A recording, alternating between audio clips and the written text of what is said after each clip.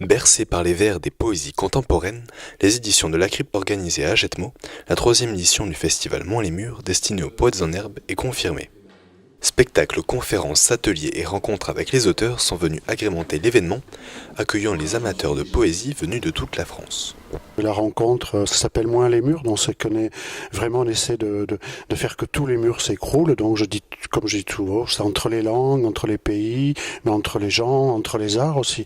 Donc il y a du conte avec graines de conte, il y a des musiciens, mais il y a aussi donc des poètes ou des écrivains, Christophe Begonneau, Michael Gluck, Jeanne d'Argerie, Benjamin Alexandre, enfin il y en a une quinzaine là.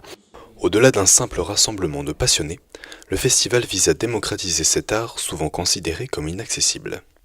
C'est la poésie, ça va être l'outil, le moyen, la voie, j'ai envie de dire, pour la poésie, mais c'est d'aller à la rencontre des gens. Voilà, c'est pas de vivre entre nous, poètes ou amoureux de la poésie, c'est aussi d'aller à la rencontre même de ceux qui la connaissent pas et de leur faire aimer cette aventure-là, ce langage-là, voilà. Au cours de ce programme très riche, le spectateur est amené à laisser place à son imagination et à ses émotions, notamment lors de ce spectacle de marionnettes portées où le spectateur est invité chez Léopold à partager un simple moment de vie.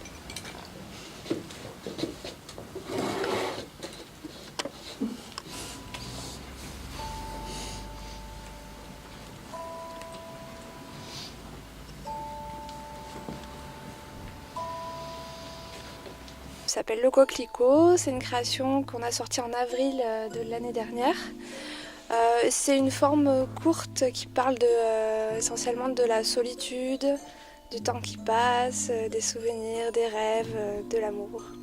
Et l'idée, c'est que chacun vienne chez son papy, quoi. Enfin, c'est de retrouver l'odeur du café de chez papy, le café qui cuit depuis une semaine et qui recuit et qui recuit. Le goût aussi pour ceux pour les plus téméraires qui le goûtent. Cet échange avec ce personnage à fort caractère est ponctué par un théâtre d'ombre qui, entre souvenirs ou rêves, laisse place à l'interprétation du spectateur qui partage cette histoire dans un moment très solennel. Il y a beaucoup d'émotions dans ce spectacle, on le remarque vraiment que les gens sont touchés.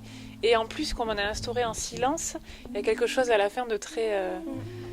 Les gens parlent doucement, remercient. Je pense que c'est parce que il y a un respect qui s'instaure entre la marionnette et eux. Voilà.